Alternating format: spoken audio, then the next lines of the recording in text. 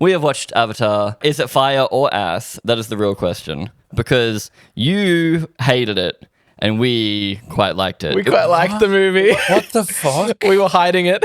It wasn't a perfect movie, but we really enjoyed it. So I want to hear why you hated it so much. Watch this, Lise. You can actually pinpoint the second when his heart rips in half. And now. Because it's nothing. It's just it's somehow 3 hours and 20 minutes of nothing. It's the same shit we just did the second time. I could have watched this 2 nights ago or 2 weeks ago. It's the same memory. There's nothing there. I dispose of my memories of the film with the popcorn as I walked out. I at points felt like I was on a long haul flight and couldn't get out of there. That's crazy. Do you feel like you have this problem a lot with other sequels to movies, or is this one special? Well, Dune Part 2 is the continuation of Part 1, and I love it more There we go. than Part 1. That's what I want to know. Because that's what I was thinking about. I was thinking about what other big budget sequels have I watched that I've enjoyed. The Dune films. Dune Part 2 is like our Empire Strikes Back, basically. What was this missing then that could have made it different The enough? characters, story, pacing, that seemed like a film. I felt like I was watching a series. Like I felt like we were watching the JJK execution. Like someone did an 8-hour Avatar series, and then he folded it down in 3 hours. I thought it was paced wonderfully. I was like, oh, that felt like 2 hours. Yeah, it didn't feel any longer than a normal movie to me. It felt like with Way of the Water, where you're just constantly going, wow, look how beautiful. For me, it's just the lack of just style. Like whenever you cut to humans inside of their human base, you're like, oh, there's been no, I know there has been, but there just didn't feel like there was any visual, like from James Cameron of all people, that there was any like sense Jimmy. of place. They're meant to be metallic, like, because they're the bad guys. But then the outside stuff isn't interesting either. You see, I found the outside Was stuff the interesting. inside stuff of the Titanic interesting to you? Do you remember how that ballroom looked? Well, I can get there because that's like a real tangible place. I felt like I was watching Attack of the Clones when we were with people. It looked that fake blue screen shit. So I think overall I like The Way of Water better. You can tell the difference? Yes, we can tell the difference. It's one film that's 6 hours. That's what he's tricked you. It definitely feels like a part 2, and he hasn't tricked me into it. It was very obviously a part 2. All the things I don't like about this movie are when he repeated himself. It did get a little bit too catch and release. So like the fucking Took does nothing. Took getting but- captured again. God damn it, Took. This is my problem. I don't know anyone's names but Jack Sully. The youngest daughter felt like she got kidnapped too many times. Did you rewatch? Did you do a rewatch before? Yeah, sorry, I didn't do my 6-hour homework before watching this one. But that's the Sorry, thing. guys. You'd think we would hate it more because we watched 6 hours of Because it Avatar actually was before repeated. watching 6 more hours of Avatar. Yeah, like you're complaining a lot about how it felt like repetition from Way of Water, and it does steal too much from the first and second movies for me, which is all the negative bits for me. But for some reason, it doesn't seem to take away from the movie. I just wish he moved his perspective to another way, because like the villains were very good in this movie. I very much enjoyed Quaritch and my Fire Lady. I feel like whenever you talk about characters in this film, I have to go for the Rolodex. I and go, think characters? there's so There was much characters? character. Like Jake Sully and Natiri. I like calling him Jake Sully. My Jake. Jake and Natiri, when they're having the marriage squabbles, because like this movie starts basically immediately after The Way of Water, like within the week kind of Almost deal. like they shot at the same time or something. Well, it was originally one and he movie. made these 2 films happen 4 years after he even did principal photography. He went, right, where should the one film end and where should the next film begin? Because I just filmed 6 hours of nonsense. That's how Severance does it. Severance takes 3 a years TV for 10 series? episodes. Yeah, So, a TV series does do that, not movies, yeah. movies take longer. You can't have a Avatar 1 to Avatar 2 time skip. There's already a base of humans who are expanding. If you give them a year and they're in the exact same spot, like the story would have to change too much. Now, I know this is like a loaded question because not all films need to do this, but there isn't really a main character in the sense of like Jake Sully is in a different place than where he was. Whenever this film could have done something interesting, it goes for the boring option every time. I wouldn't say the boring option every time, but I do wish that he moved his focus onto more of like Quaritch and... Who's Quaritch again? The bad guy. The general This just guy. makes me think you weren't paying attention. No, I struggle with names in general, and I struggle with names in Avatar. Like, I don't know what his kids The are called. bad blue I know what man. his kids are called. Steven's a mega racist. What's the little white boy's name? That's not fair. What's the little white boy's name? Spiders are based. You want to ask loaded an questions? Anglo name. You want to isn't ask loaded questions? it? And this is stuff that like you just have to kind of go with. But like, it's wild that Earth 2154 goes to a moon of another planet, because Pandora's the moon of some other planet. And they go, wow, their culture works just like ours. They have a whole moldy culture right here. What are the coincidences of these blue cat people? That's everything, though. Yeah, I there know. Can't but be a movie without that. But for some reason, it sticks out to me because it's meant to be they've came from Earth to this planet. It's like in June, it's 40,000 years later, so cultures have melded and changed. They have Arabic people who live in the sand, and you're going to be like, people. oh, you got Maori people who love hunting and being in the water because they're human people. I can accept it. The fact that they are like alien people who have the fucking tattoos. My favourite bits in Lord of the Rings is in Fellowship of the Ring where they go by the Agranaf, which is Aragorn's like its lineage, and he's there like the Agranaf, and he's telling the hobbits about all what it means, and the music swells and it's incredible. There is no moment like that where I feel like I'm learning more about Pandora, where I feel like I'm getting to I just feel like I'm looking at a wallpaper. Like it feels so surface You don't level. think the Eywa stuff is interesting? I don't get the sense of history between Learning the about cultures. how everything's connected. I feel like it's mostly world building. That's probably why I like What this have you movie. learned? Like you learn everything about the whales and the matriarchs. Yeah, I think the whale stuff is absolutely ridiculous. The amount of time these two films have now spent on like the not dead brother going, thank you, whale brother. It's like, what are we doing? The man does like Just water. a fucking eyeball, and then a blind turns up going, you blinded me and now I kill you. Like, this is a whale subplot. What's wrong with whale subplot? Because I don't care about whales in computer whales. But if Timothy Chalamet spoke to a worm in He Dune, wouldn't be in this shit. You'd be so like it's fine. this. He loves worms, hates whales. That's what it is. Imagine if Dune had a 20-minute subplot about like dealing with fucking talking. The sand snakes had their own fucking subplot. I mean, it had a weird subplot about a baby that was inside of someone. Can Very maybe true. see He's the talking to future. his dead sister. Like, she's not dead, she's unborn. Oh, sorry, I'm oh, born. that's okay because she's white. And it's had joy. My favorite part of the movie was the Vang and Quaritch subplot, which was like, I feel like Quaritch should have been leaning into the main bad guys, because I definitely thought Jake was going to die this movie because his son was doing the voiceover. And in the first two movies, Jake does the voiceover.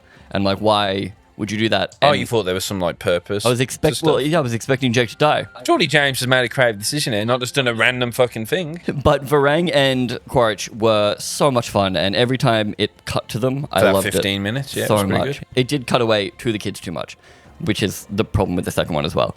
But Quaritch and Vang, their interplay and watching Quaritch actually come around to the way, like he found himself some Na'vi tail. Yes. And he flipped everything.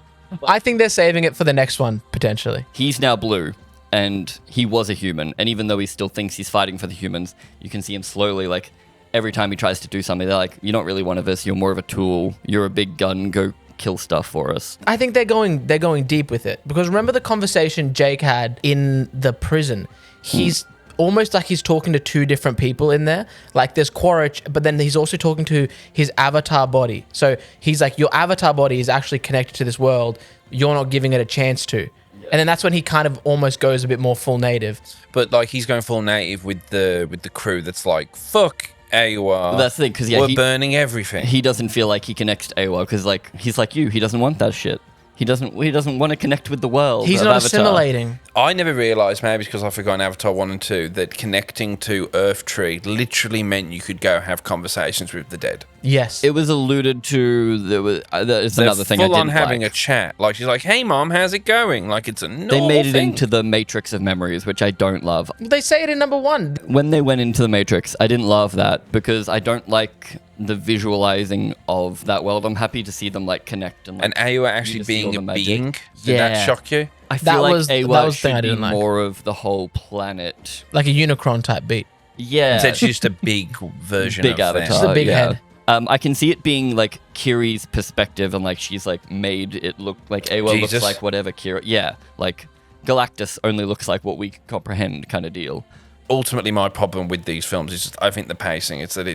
I think getting onto that ship, waiting for the attack to happen. The attack happens. I felt like there was a quicker way. I mean, particularly in Way of the Water, and I think it's slightly better here in Fire and Ash because more things happening. But in Way of the Water, you felt like there was maybe 20, 30 minutes of just vista shots. The middle section of Way of Water was like, hey, we're going to grow these kids with you, which is good because you do want to actually know the kids. But it was very much like, here's pretty sequences while we do all that. Whereas in Fire and Ash, because they did repeat some of the beats, they did copy some stuff. But like the first 45 minutes where we get reintroduced to it, and then all the kids run off to do their thing, they get captured, and then Jake Sully goes and saves them, but then gets captured by Quaritch. Like that whole section, including the introduction of Varang in that section, I guess, because that's when they crash. Incredible. Loved all that. I think the first 45 minutes is super strong and very, very quick and snappy. And it does lull in the middle a little bit, but not as much as the other movies. And then you end up getting like, I love the prison break sequence. Did you not love the prison break sequence? With the prison break sequence, watching 2 does help because the marine biologist, Jermaine Clement, he spends all of the second movie building up disdain for what he's doing. Basically, he signed on to help juice the whales so that he could continue his research, but they're only juicing one whale every now and then. Like, it's a little sacrifice. But then when they're saying they're going to kill all the whales, he's like, all right, actually, fuck this. And you do need the whole second movie for that. And that does come from the fact that this is one movie that he did cut in half. It is. Somehow make 3 hours each. But I think Way of Water works perfectly by itself. But this movie couldn't be in number 2 because this has Varang. And I think the Varang plot is definitely a third movie thing. Like, you could not put her in the second movie. And that's why her and Quaritch in this kind of make the movie for me. Well, considering her hype, I didn't feel like I got much out of her. I didn't feel like she was a driving But we force. learn so much more about the world through her. You should have been gushing over it. I learned that they somehow have managed to not interact with like the concept of what guns are. Like they've it's heard a planet. It's big. The humans are on one section of this world. I'm sure you don't know what's going on in the middle of Siberia right now, Stephen. I think I'd learn if aliens came down and they had like fancy But little you tech. don't know. Yeah, you're a primitive in this Especially because scenario. they have no concept of connecting to the world, which is their warning signal. But also, we learned so much through Varang. One thing I mentioned, Dan, in 1 and 2 is I want a culture of people who have like cut off their connection to Eywa. Why is it not them? Like that would have been cool. Because I think it also kills you. Yeah, What are they doing when they like try and like raping. It's like mind raping. She's literally raping them and then killing them, yeah. Which is cool. Not...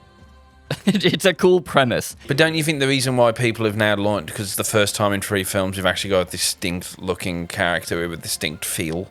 I think it's very notable that people have been somewhat excited because he's got like a cool fire chick. Oh, in it's a goth mummy. People love a goth mummy. Yeah, but that like, come on guys, we're acting like Avatar hasn't been the joke that it makes billions of dollars, but yet no one walks away wanting to know that Avatar lore or trying to do Avatar fanfics or Avatar anything. I think we're just not looking for it.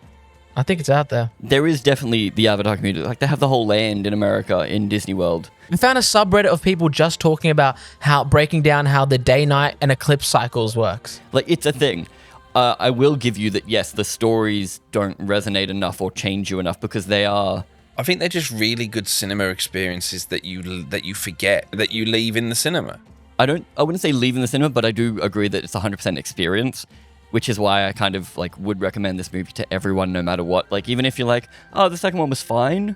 Don't you think this is an experience? You should still see the third one so that it's like, whoa. Avatar 1 I watched, had a great time with it, and I watched that in 2D in a normal ass cinema, and I thought it was a wonderful experience. And when you look back on it, I go, oh, Avatar 1 works the same way The Matrix works. You have all this kind of wild stuff, but you staple on a basic plot. So then I'm here going, wow, the dragon flying sequence was so fun, even though the plot is like, you know what's good. Like when you said you were rewatching Avatar 1, it's like, for what reason? Like, there's nothing there. Like, you already know what happens the moment the thing begins. You know where it's going to go. It's all experiential, so it's also the character performances. So yes, their story isn't revolutionary. Like, even in this one, Neytiri has a dead son now, so she has to deal with that. But the thing that really I'd like to have grabbed me... seen her deal with it, yeah. She did deal with it. That was the whole first section of the movie. The interesting stuff when it's like, oh, I fucking hate humans and like, oh, we're going to have to kill Spider. I leant forward. Oh, an interesting thing is happening. I wonder, oh, no, never mind. You see, I reckon it was the perfect amount of grieving for Neytiri because it didn't suck up the whole movie. Like, her character is changed. Thing is, though, if it was over 8 episodes of time, same time length, 8 30-minute episodes. Which is what I felt like I did, yeah. But then why does it mean more in a TV show because you're watching it week by week in different episodes? No, I'm not saying that. Her character is different. I think it's just another humans are here, humans are bad. We need to stop the humans from invading us like we did in the last 2 fucking But films. don't you think that's the the plot of overarching Dune. story of the That's whole what movie. like got political stuff. It's got all that shit going on. It's Paul Atreides going, oh, I'm actually gonna like use this shit. Avatar, he genuinely is a white savior, and we're like, yay, Jake Sully's here. In Dune, we're meant to be going, oh shit, what have we done? He's there literally radicalizing a people, being directly told by his mum, you're going to radicalize people for our benefit. And if you can't pick up on that, that's your problem. Jake also radicalized people. No, in Jake, it's genuinely a good thing that he's become this. He's got the fancy dragon, and everyone's like, yay, the fancy dragon guy's here to save us. You won't besmirch Turuk Maktar in this house. I will admit, it's a pretty good conversation where he goes to his wife going, do you hate our kids because they've got a bit of human in them? That's pretty cool. Dropped it immediately, but it was a pretty cool scene. They didn't drop it immediately. She comes around on Spider because of that sequence. Yeah, but it's just...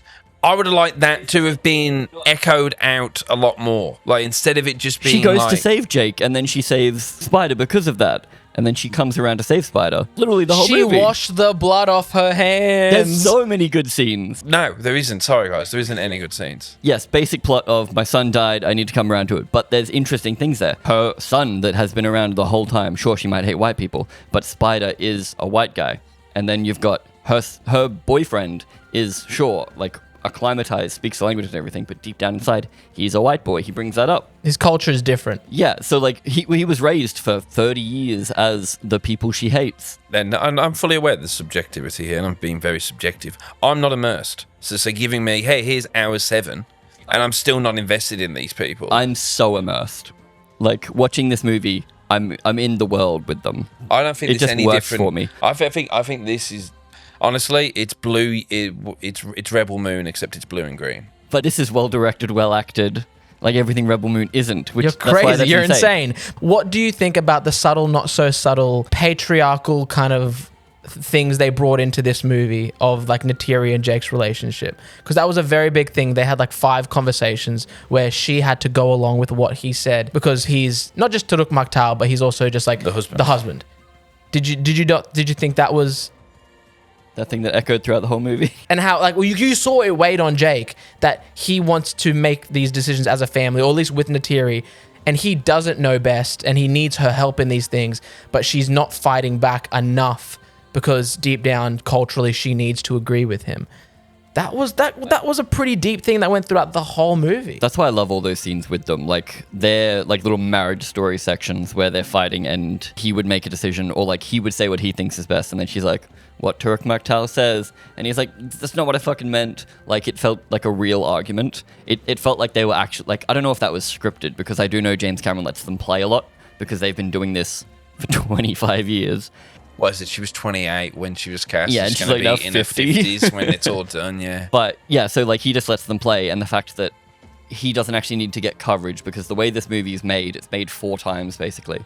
So all the actors on the soundstage, they do all their thing with James Cameron walking around, but he doesn't need any particular take, because that's all grabbed in the editing. Basically, like, they can move the camera, they can splice 2 scenes together, they can do so many incredible things. And that is another reason I really like this movie, is I'm a tech head. Like, I love the tech behind all this. I love the filmmaking side of it. You think it still looks good, like the same way we look at Blade Runner in 40 years? We're going to look at this and Probably. go, wow, still looks... This looks crazy. Like, 90% of the time, this looks dead set real to me. Sometimes I'm like, oh, they got these blue people in here. To me, it looks like they painted them. Like, the little scraggly hair bits, when they're in the water, the fact they're in the water... The muscle tendons in their arms when they use their fingers. They don't need to be in the water most of the time. They're in the water so that it can look prettier. You know, I have to logic it, because I was saying with people, and yeah, it's essentially the most expensive cartoon in the world. Like, animated movie in the world. Well, this movie makes me sad about every other movie in the fact of, like, whenever you see janky VFX in Marvel, it's like, we don't need that. Like, you could make it look good. You just need more time and money. But you just need more... Well, time that's the and thing. money. They're treating it like products instead of this that isn't really a product. But you say it's a time and money thing. My argument, it's the argument you've already seen, is that Dune Part 1 and 2 looks incredible because they had a director who had a vision, who knew what the VFX were going to look like. So when he's filming it, he's getting the lighting right, he knows what it's going to be. Where in the Marvel machine, you've got the VFX Act 3 sequence ready to go, Yes. and you just need to film the film up to that sequence, so then we can do it. With Avatar, it's James Cameron, so he gets to be in control of it. It is still an auteur, like making it And from also, scratch. it is all computerized. He's not on a set where the CG has to meld in. Well, I mean, he's all this is in a computer. if you watch Dune behind the scenes, you'll see that a lot of it was remade from scratch. But like all movies use massive CGI now, so like I can't really hold I can hold bad CGI against a movie, but every movie you've watched, every TV show you've watched, every ad you've watched, they've like completely removed skylines, they've added buildings, they've changed so much. So I can't hold the fact that it's not real against it. No, because the performances are still there. Yeah, I know. I'm saying that's just me getting. It's a personal thing. I mean, it's movies. Everything's personal. When Iron Man is fighting the other Iron Man, they went, how can we make this work? We'll cut inside, and so we see Robert Downey Jr.'s face. So that keeps us relating to it. Yeah. When the Hulk is fighting Abomination in 2008's Hulk, it's just two CG things punching each other, and they aren't real. They aren't actually there. But I think that's because it looks bad. I know. And I go, well, hang on. I can watch Up and cry at it, and that's all pretend. So why is it when I'm looking at this that is essentially the same? It's another animated film. I know that might annoy you, but it is animated. It is technically animated, it's an animated but it's still people doing performances. Yeah, there are still people the same there. That Up is an artist moving his face. So I should be there going, I should be able to look at this and be as emotionally invested in it the same way I was when I was playing The Last of Us. Yes. And I'm not. And I know that that's just me with my own, just trying to make the brain work.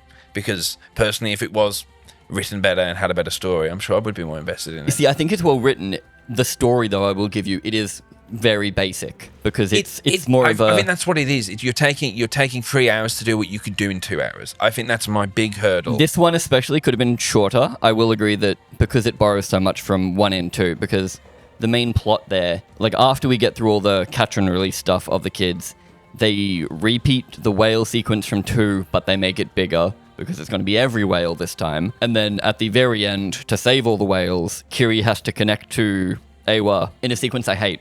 Because the whole point was like Eywa doesn't take sides in one, and then in this one they're like, oh, Eywa does take sides sometimes. Kiri has to get all of Eywa and all the random squid creatures to come and save them, which is just kind of a repeat of 1, which is why it feels like they did have to pad this one out, which is why I would have rathered they just focus on Vang and Quaritch, and they head way more in that direction. I agree. Because they're interesting characters. Yes. Because no one else, at least for me, is that interesting. We got a new Han Solo, like, I love you, I know. She says, I like you, and he's like, you're goddamn right. Oh, she says, I see you. I see you. Damn right you do. And I really liked that moment where he goes, drop him. So then he's showing them about snipers, and he's like, yeah, we've won. And also, this is me forgetting. So did his whole team get wiped out in the second film? It's only that bald guy left? Pretty much most of them got killed, yeah. Shame, because I remember being way of the water, like, oh, this will be interesting. I think shrinking the team down, though, did actually help. This guy was a bit more of a character as well. Maybe it's James Cameron not wanting to go into the villains as much in general, because, like, I'm trying to think of a movie where he's gone into the villains, like, headspace more. Titanic, of course. That iceberg. Quaritch is really good, and it's definitely a lot down to Stephen Lang just being incredible. Like, Stephen Lang owns that role, especially now that he's like 70. He's not acting like he's 70. Whereas Kiri, played by Sigourney Weaver, is an abomination. Why can't I just be like everyone else? Oh, Kiri. The disconnect you feel with the whole movie, I get that with Kiri. So it's definitely a 70-year-old pitching her voice up and trying to like... getting pitch shifted, I imagine. Probably. It kind of does work for the character in a way, because she's like this... immaculate being. Yeah, she's Jesus. I look, obviously, I know I'm being a bit... You were sending us war flashback memes. Yeah, oh yeah. Like, because our friends went, do you want to go watch it again? And usually I'll happily go watch anything again. I watched Batman 4 times in the cinema. But I was like, no, I can't watch that again. I liked where at the start of the film, it's like the way Jake... You know, I know it's a typical male character thing, but how's he trying to deal with grief? He's just working. And he's a like, grunt. I'm just going to, like... The only way I can make sense of this is by just preparing. And the whole... Don't show your mother the bow and arrow. Because it'll just bring up feelings that I'll have to deal with, and I don't need that right now because I'm trying to shoot stuff.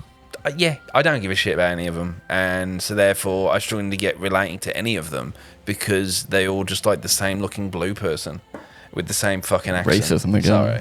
There's the bit where James Cameron is sitting down with Denis Villeneuve, and he points out to Denis Villeneuve how he really likes seeing that iconic, like, army shot of the ornithopters. How you have the 3 in the background, and then one comes in the foreground. Yeah. That's like this iconic thing, and Denis like, I got that from you, James. I don't see any kind of, like, strong visual language. I think you need to change perspective though, because you watch Dune, or like you think about Dune, and I'm like, these great shots. It's like one shot, camera still, big worm, something. It's these one shots. I think with Avatar, you got to experience it differently. This movie is experiential. The whole movie is something on not as grand a scale, but in awe, something to be in awe of. The whole world being built. I'm like, shit, these blue people are straight up underwater. They've mapped out everything and slowly faded it out. Like, I guess, once again, I know it's just me with my opinion, because in case I get flamed in the comments, but I just don't think there's much of a visual language here. Like there isn't. I just felt that we were just the same way George Lucas fell in love with all his computers back in the prequels, particularly when it's humans talking in their little blue screen space. It's a very simple, we're just going to stand in the mid shot and we're just going to get it done. I don't get that either. Like, I'm completely on board with the prequel visuals as well. Like, oh yeah, like that when all the just works for prequels me. are just him in the computer, the camera becomes even alive. when the people are talking too. Oh, well, like, the A camera, B camera, mid shot, we walk a little bit over here to continue talking. The blocking is incredible in the prequels, is it? I honestly think, and I know it's just me, I just don't think this premise, this world, these characters are fundamentally interesting. And you haven't made them interesting to me. Anything can be interesting. You haven't made this interesting to me. I just completely disagree. So, yeah, that's fine for you to disagree with it. But, like, I'm here, and so obviously the things that I want to feel invested. So when I see the fire chick who has a distinct look, a distinct voice, a distinct flavour, I was like, oh, finally we did it. We got someone who's, like, slightly interesting. I want to know what her backstory is. So you don't find Quaritch interesting at all?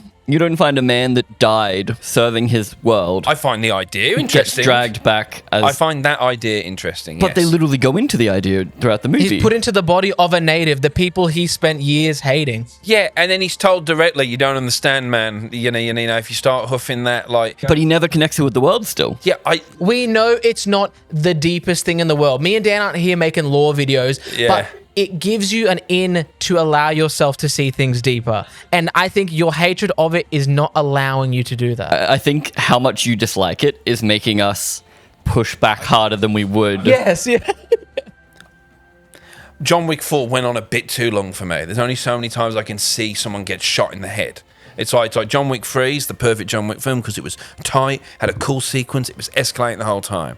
So with Avatar, like we all do with every film, you're going with like a certain, here's what I would need from this film in order to say it was good. And what I wanted was just like I guess just a fun action film at the movies. I feel like we got that.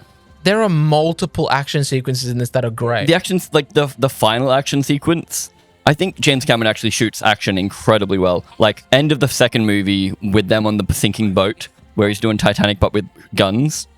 In Jurassic Park, you have, you've got the sequences with different, like, elements to it that isn't just a lot of people shooting and attacking each other. The very end of the movie has 3 people.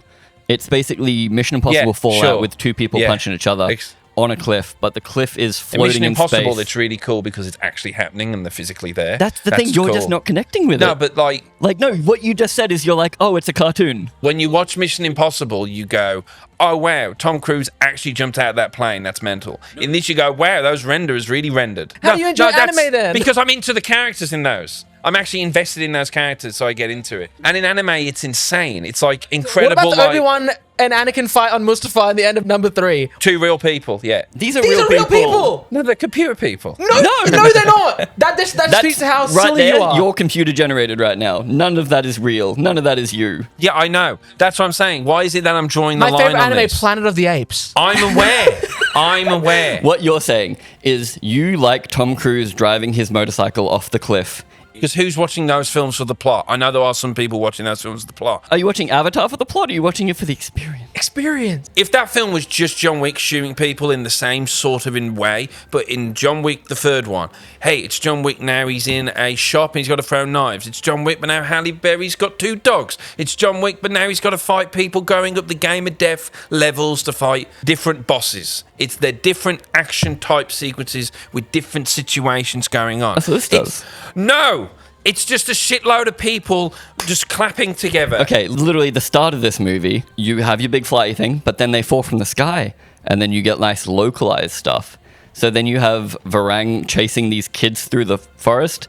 They jump into a creek. They go down the creek. You get two enemies that meet up to talk about Spider, and they're like, oh, we need to go save Spider. Enemies turn lovers. And Baldy is like, I don't know about this, man. This seems like a bad enemy. He's like, shut up, I'm in charge.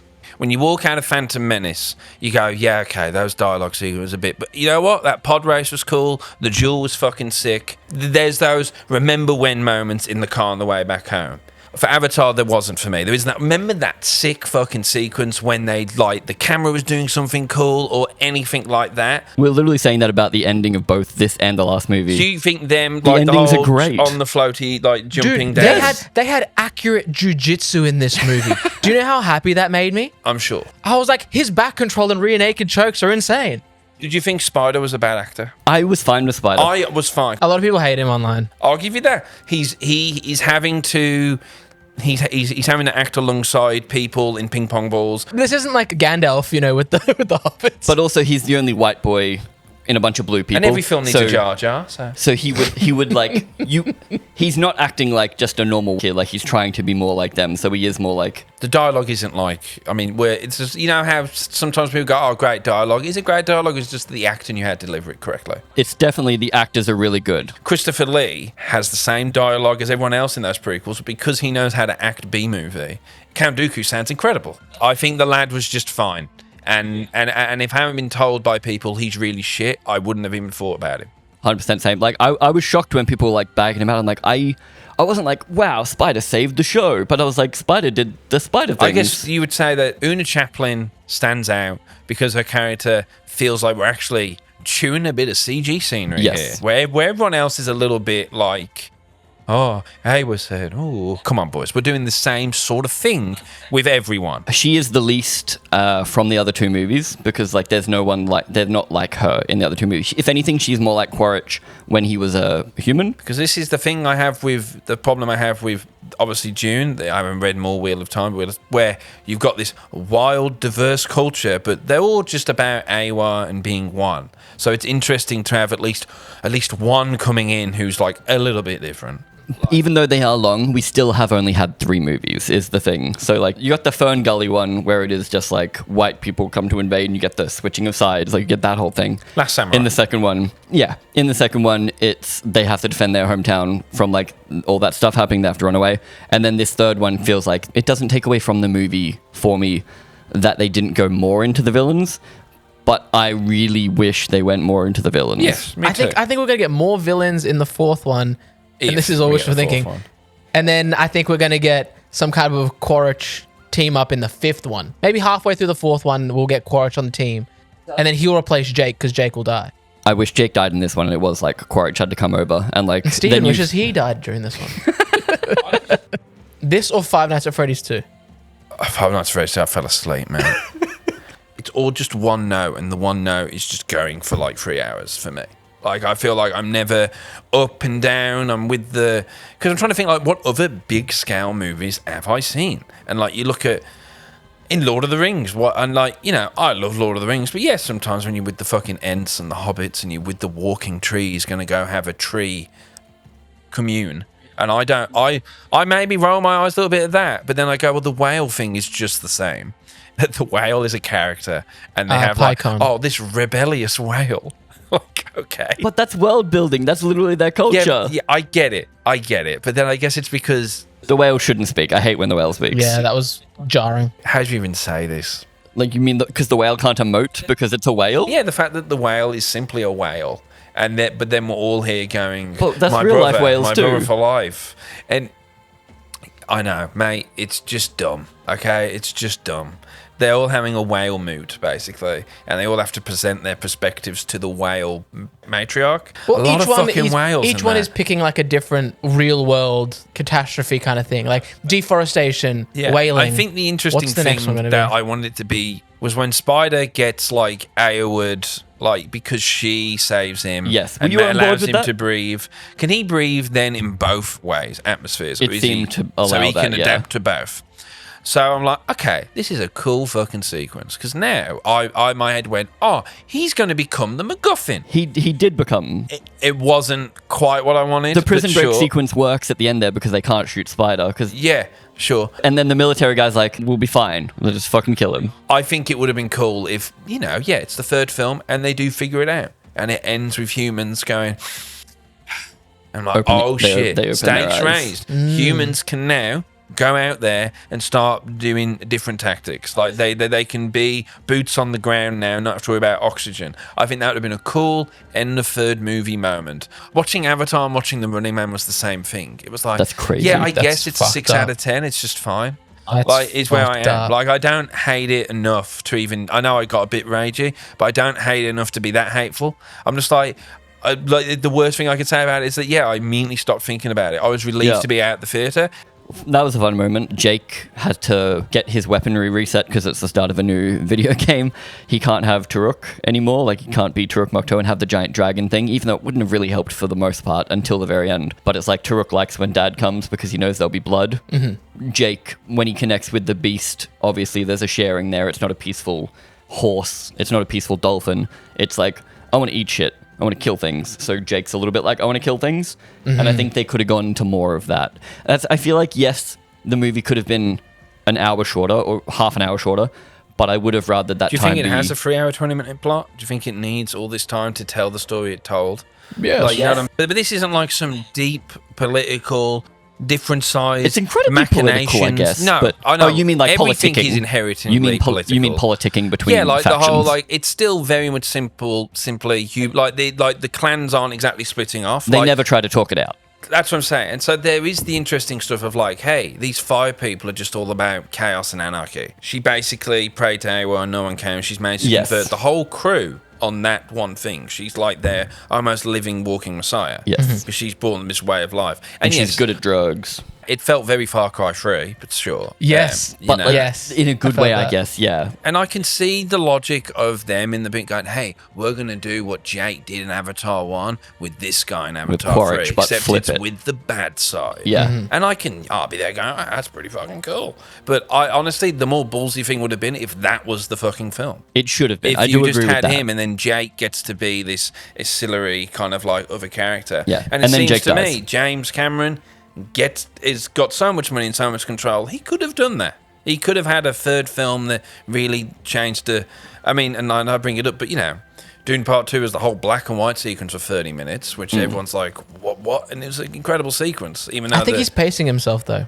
I know I'm here going, oh, they should make it 2 hours. It's like, I'm watching the new Amadeus series, and this is sequence when the Emperor goes to Mozart. Just less notes, please, Mozart. Just too many notes. And so I know I'm here going, oh, just cut out an hour. Like, I know that it's a lot easier said than done. Do we need to go, wow, and they get on the fucking sky caverns. They're on the sky caverns. The attacks come, and they go, could this have been done in 5-7 minutes rather than 15 to 20 minutes? But it doesn't need to be for me because I think it's paced well and you don't think it's paced well. That's why the disconnect there. So when you look at the Helm's Deep sequence, like that to me is a very distinct sequence that has a different visual to everything else, a different pacing. It's the main thing of the I don't think movie. there's anything in these films that feels like that. I felt like the fight in this was the same vibe as the fight at the end of the first one, at the end of the second one. It's humans against people, and yes, I know there's some red ones in there now too. The red avatars are bad as well, Yes. the red Na'vi. But I felt that emotionally, the way things are flowing, it's just another big battle that's happening. I'm not against your point on that, but that's not really the movie he set up because he did have, he's focusing on the family melodrama. I think that's also the problem is that I don't give a shit.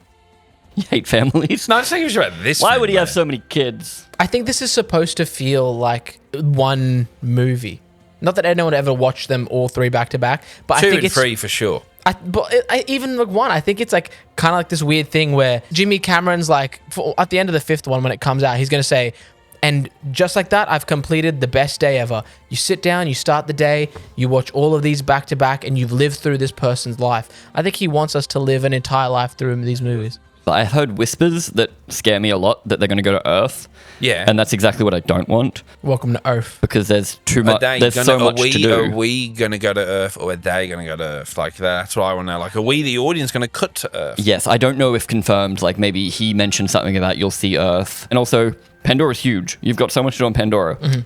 This movie also didn't give me enough of Pandora, like I'd love to the see Fire Tribe. more, because I know we're all here because of the Avatar. There has to be millions of tribes, like logically. It's like the one thing that I don't like in the Dune is that it's all just one big tribe of Fremen.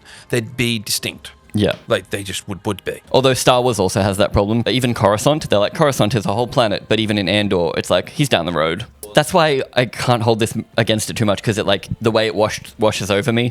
Like, maybe I am just giant smooth brain when it comes to this movie, and, like, I'm just plugged in. I just put my little hair penis into the Avatar world that I'm in.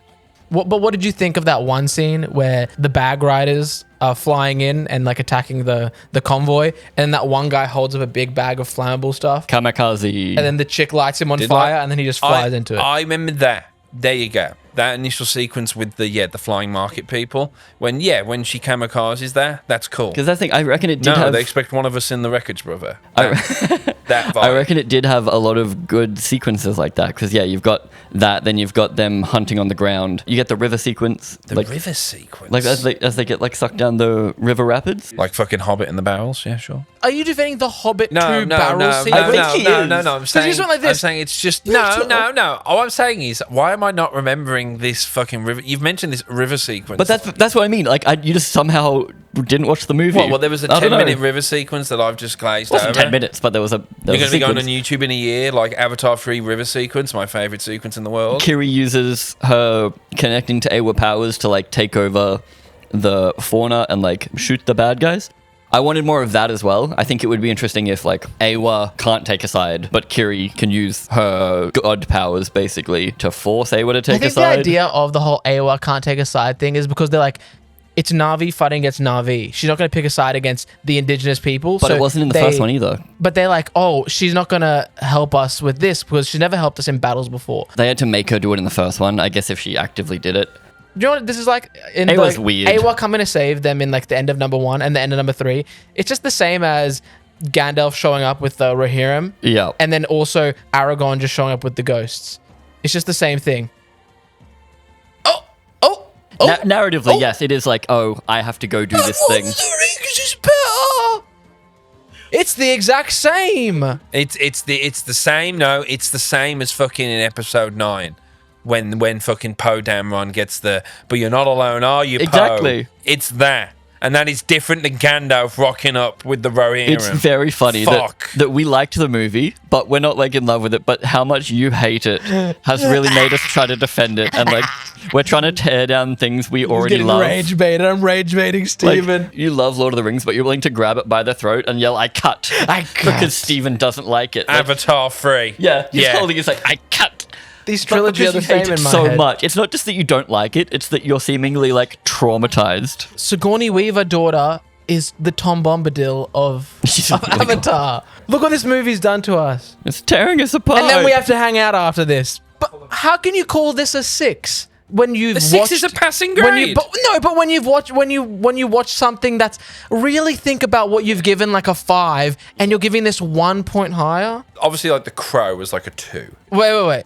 Oh, so I thought you were talking about the original. No, the Skarsgård Crow. Yes. But that opera sequence stood out to me more than anything in this.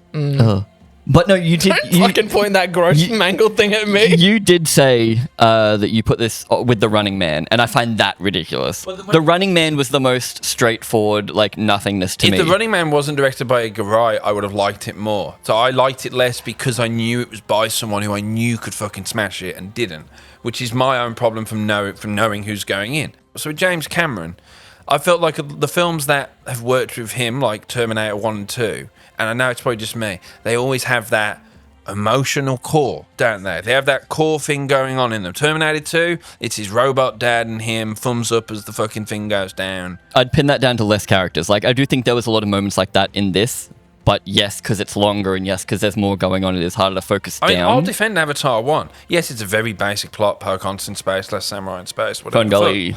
But It's a fun sequence. We're climbing up the floaty mountains to go get a dragon. That's a sequence I still remember because it's fucking cool. There's none of that here.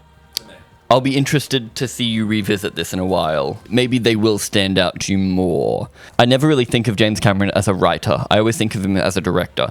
But with this movie, if you check his credits, he wrote, directed, edited, and produced this movie because of the way it's filmed. The reason he loves this technology is because he can literally just direct. So he can get on with these actors and he can focus 100% on getting the best performances out of every single person. I don't think there's any performances in it that stick out to me. Really, Zoe Saldana, and even I don't like Sam Worthington all that much. I think he's very milquetoast.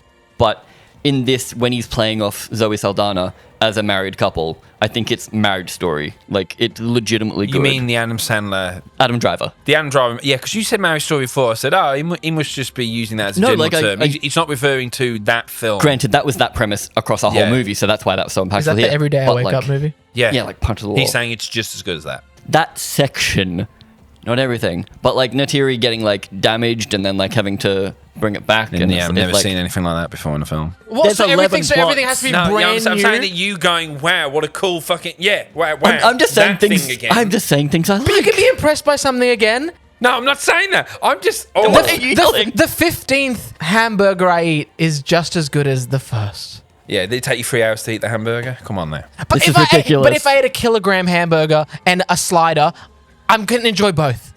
And I'm not going, cheese again. Okay. I've never had cheese. Yeah, but you before. going, she pulled it back and she had to montage her way back to being better. But it mirrors the relationship with Spider and everything. But what I was saying is Jimmy Cam, he gets to focus 100% on directing. Once he's got all those performances, then he can basically walk around with his camera and he can only be a cameraman filming incredible performances that another him got. So there's basically that. And then he goes into the editing room and then he picks all the best performances and all the best shots. And then in the final cut, he gets to do it again. So he gets to make this movie 4 times. Do you like this film because of its technical wow? Part of the reason I like this movie is the technical aspect. I love technical stuff in movies. What a nerd. That's why I do. That's why I do what I do. I like the technical aspects. All the graphics in the world doesn't mean I'm going to be emotionally involved. But again, I think that's where the performances come in. So yes, I do agree that the writing isn't the strongest. The premises are always semi-basic. Yeah. But I think the performances are great. And I think part of that is the way he can make it. There's a line from James Cameron or Sam Worthington, but every shot is a close-up. Because the camera is literally right here filming them. So every performance that these people give is the best they give. I love any time 2 strong female characters are in the same scene, interacting with each other. They just fucking hate each other.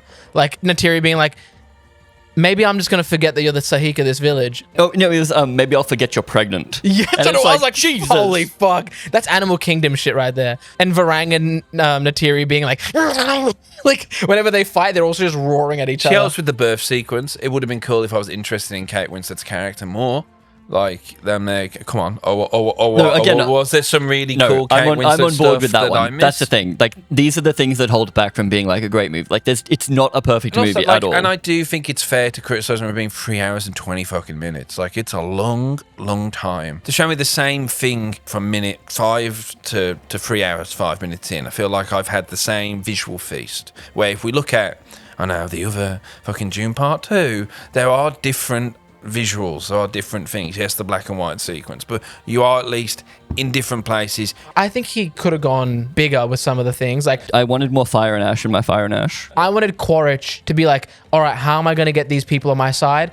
I'm going to make them think I'm a god. Every time he did the drop that guy. That was a great sequence. That's him. They think he's a deity or something because the sniper's so far away. It looks like he's just dropping people. Thunder cracked. He can create fire out of something. And that sequence stood out to me because for me, across all these films, it was actually an actual cool moment.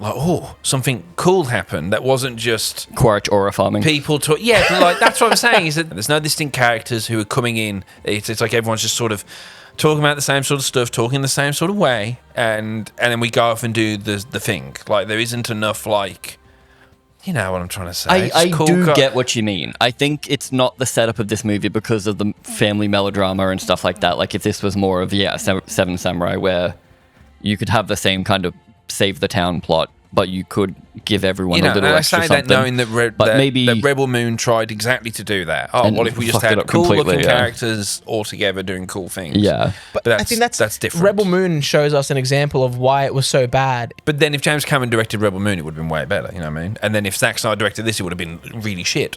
I don't want Zack Snyder to take over, but maybe if he could consult and be like, hey, James, that's pretty fucking cool. Like, let the 13-year-old boy that is Zack Snyder Tell you what's cool. Because Zack Snyder is too much on the dial of, isn't this a cool shot? And all these films just become, isn't this a cool shot? Regardless of the cinematonic. This, to me, I was like, I would like just a few more distinct moments that aren't just, wow, pretty. I don't disagree. Like, look at that. Wow, pretty. So there's only so many ways I can go, wow. The ending sequence does really stand out to me because you do have the giant magnetic abomination sucking up things, fire everywhere, people on floating islands, like when Spider grabs one of the islands and it just like weighs it down, so he like slowly goes down, but then like that's a really, really fun sequence. I think, again, the action in 2 and 3, James shoots action so well. Like, it looks better than like Ballerina. Like, even though these are all completely fake people. You think you're following fine where everyone's... Yeah, it doesn't have blue, the everyone's Black the Panther same. effect to me. Like, in this final sequence, even though it is two blue people fighting, it wasn't the end of Black Panther. It was distinct. Like, we got the right amount of coverage. If you're telling me you've spent $500 million, yeah, I better be able to fucking tell who's who during the fight sequence. But also, thanks. Stranger Things Like, Season 5 cost that much money. I know you're saying because Marvel hasn't done that, so it's nice to be... To me, you're saying it's nice to be back to average expectations. I know the film gets memed on, and I'm kind of being the voice of that, of like, who cares about it? Like, you... Well, yeah, it's if the you didn't first connect with time it, like- I've actually taken in, like... I still now can't remember his name. Quaritch? Quaritch. It's the first time I'm really hearing that name, you guys talking about it. They literally talk about Quaritch all the time. Like, they call him by name because whenever he's not in the scene. So that's I mean, when it's like Colonel. What's Spider's human name? Haven't a clue, I can tell you. Miles. But Fake once fan, again, fake but once again, subjectively, just personally, I struggle with names. You're just a scown, aren't you? Aren't you, Stephen? classic scown. Scown. What does scown mean? Scown behavior. How's your Navi? White boy. How's your like, Navi? Out foreigner, right? No. Always. Moron. Idiot, fool. Moron, yeah. Yeah, like I div. don't see. Which is funny because like they translate everything else in this movie because we're done with the Because languages. we We're explain like, anyway, water. Although I'm sure there's still going to be people googling why they all speak English and far away. and then but they replace moron with scown because that's a word we know. So it's for. I was wondering how on board with that kind of stuff you'd be because you've been like. We were hiding our feelings from you till today, but you were Feel so mad. betrayed, I was feel wondering betrayed. which in particular bits made you hate it. And I do think, even from what you've said today, you're hating it too much from what you actually feel. It's like with Torchwood. We're gonna tell you how when you feel. When you were raw off Torchwood, though, you were like angry, and then after you calmed down a little bit, you're like, But oh, it's not good. I never want but- to watch Torchwood again. Oh, yes, but I like- never really want to watch this again either. But you're so angry at this, and the things you've said that you don't like was more just like you didn't connect with it, and it felt like a waste of time. Where realistically, you've done dumber things for 3 hours. Like, you've wasted more than 3 hours of your life. It's not like that's like... Shout out to the missus, isn't it? I was going to say I got married. That's all right. No, yeah. Look, once again I can admit that yes, to me this film is a hodgepodge of all the things I don't find interesting. I think with this one, they couldn't go... Because I'm like, okay, each movie you need like a big animal or something like a set piece. They couldn't have it in this one because it's the ones from number 2. Because they're the same movie. Yeah. They were written as the same movie. The big whales are our panther monster, our rhino monster, our turuk, you know? Yeah. They're waiting for the next one where they're going to show, hopefully, something big. So it's like, to a degree, yes, this movie does feel like a They need filler to take because of risks. that. But that's it. It's just I think my main problem is that I was watching, and it's purely other people can be into it. I'm just watching the next 3 hours in this grand like the soundtrack? tapestry. No, didn't stick out to me at all. I love the soundtrack. I just thought I was watching. When someone dies, you know? It's not as good as that June Part 2 soundtrack. You know? I think it would have helped if Jake died. Like, I think that could have been the big moment of the movie. Which one's Jake again? Fuck off, you know this. The one with the dreads. Oh god, they all have dreads. Would you betray your race if you were disabled and no one You cared seen the about it? theory?